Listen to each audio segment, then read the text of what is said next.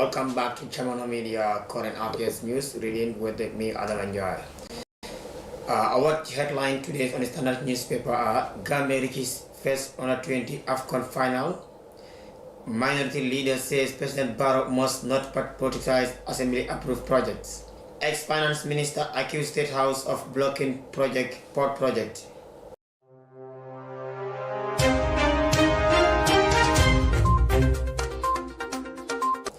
And now we read the news in details. The Gambia reaches first under 20 finals AFCON. On the Standard newspaper, the 10th man Gambia sealed their place in the final of the under 20 African Cup of Nations on Monday night after beating giant Nigeria 1-0 in Cairo. The young Scorpion talismans Adama Boyan scored the lone goal which secured Gambia their historic qualification to the final. The young Scorpions held on the secured their swift victory despite defender Haruna Jai received his marching orders in the 90 minutes for a second yellow card of the semi-final class.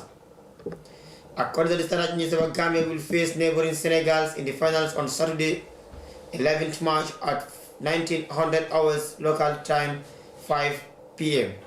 at the Cairo International Stadium.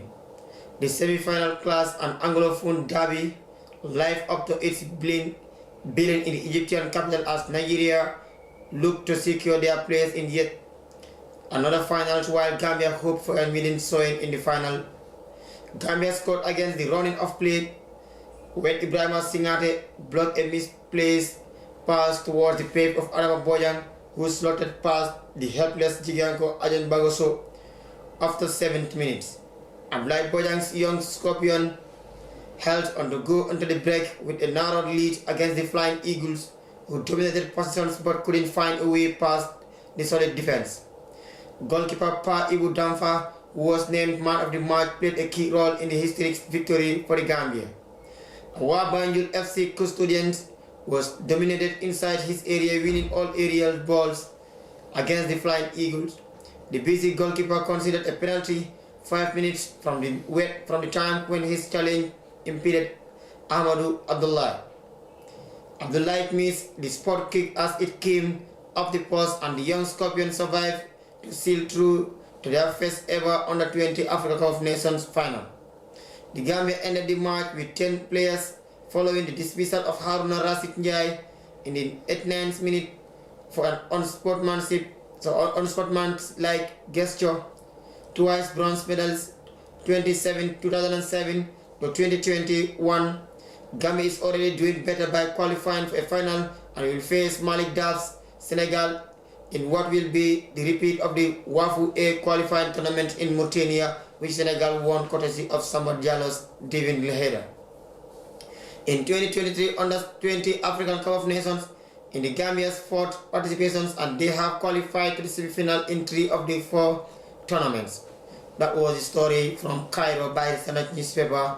And now we go to Standard newspaper. The minority leader and National Assembly member for Brikama North, Alayi S. Dabo, has advised President Adama Barrow against using donor projects as soft bribes to win election. The opposition's UDP NAM made these remarks before Energy Minister Abdullah Job, who represented Finance Minister Sidi Keita to seek the National Assembly's approval for a financing agreement between the Gambia and the European Investment Bank under the Gambia Renewable Energy Project. The project comprises a tripartite funding package involving a loan of 3 million euros with an interest rate of 1.5% payable in 25 years and grant for 24 million euros and a technical assistance for 3 million euros. The Energy Minister Job informed lawmakers that the Gambia is experiencing acute electricity crisis, and this can only be improved through sustained investment to improve the transmissions and distributions network. The minister said if approved, the project will provide solar energy to 1,000 schools and 100 health facilities across the country. But in his contribution, the minister's remarks and requests for approval, the minority leader condemned what he called wrong acts committed by President Adama Barrow in the past, when he distributed national resources at his political rallies to score political gains.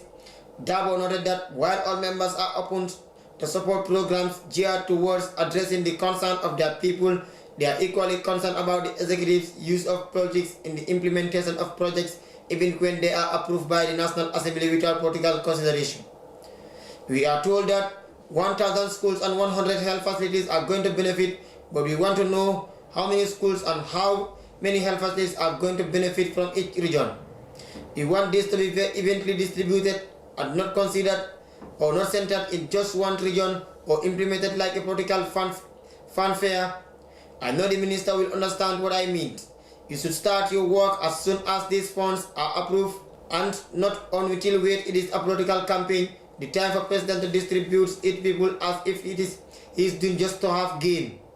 We have been projects here when President Barrow only waited until when it was time for campaign and then distribute or launch them during his political rallies. It is very wrong. These are issues that need to be addressed immediately when the approved funds are available. You should not wait for any other consideration to implement the project, Dabo said. He continued, I am making reference to things that happened and I don't want to replica of that. We are very open here in this assembly, objective and rational in our work as parliamentarians, so the executive should implement whatever we agree for national interest sincerely and in good faith. Minister Abdoulaye Diop, in response to a sort of government's commitment of implement of the project to the benefit of all Gambians, saying the effective implementation of this project will contribute significantly to the attainment of the NDP objective, specifically the strategic priority of building our infrastructure, restore energy service to power our economy as we strive to attain universal access to electricity for all Gambians by 2025. The agreement was unanimously approved by members. Ex-Finance Minister account State House of blocking ports project by Amadou Sane, the former Minister of Finance and Economic Affairs. Finance Minister and Opposition's UDP Treasurer Amadou Sane has alleged that the State House blocked a port expansion project he negotiated with the governments of Singapore and Dubai. Addressing a section of UDP Bassett supporters recently, Sane said, as Minister of Finance, the expansion of the project of Banjul Port was one of my top priorities. I had engaged the World Bank and the IFC, and we want the Dubai and Singapore and both countries so interest to come and construct the Banjul port free of charge, and they were going to treat us as a matter of urgency. We made all the arrangements and they sent their first reports, but Adama Barrow and his Minister of Works at the time blocked it. They said they were not going to accept it. Mr. Sane, and 6 years on, not much has been done at the port apart from corruption scandals. The only development happening there is the stealing of millions, and the president is silent about it. Now containers will stay weeks before they are offloaded, so importers who cannot bear it are bringing their goods through Dakar. So because of that, CFA franc is going up and basic commodities like cement are also going very high, and as long as the government is there, we will continue to suffer, he said. Sane also accused the government of showing no interest to tackle corruption.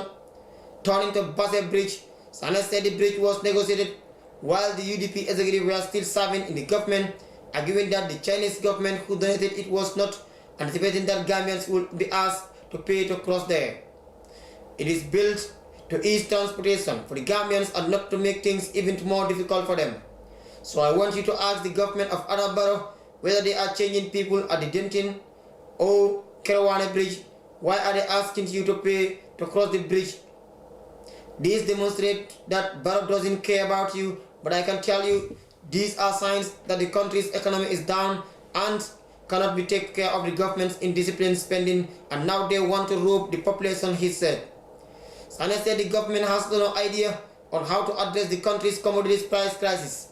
They cannot take this country anywhere because they don't have the idea to do so. So I appealed to you to stop clapping and dancing for him and let them know that what you are misgoverning us, that they are tired of their destructions and the country cannot no longer sustain it. Our debt is over 88 billion and the burden will be on the Gambian people to pay, he said.